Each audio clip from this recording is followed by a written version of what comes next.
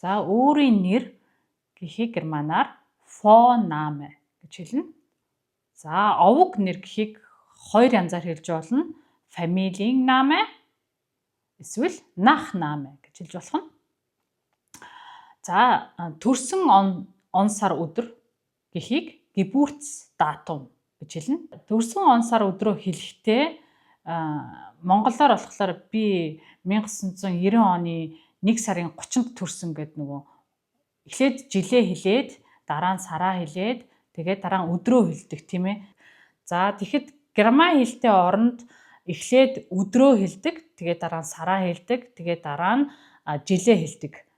За жишээ нь би 1990 оны 1 сарын 30-нд төрсөн гэж хэлэх юм бол Ich bin am 30. Jänner 1990 geboren гэж хэлэх нь.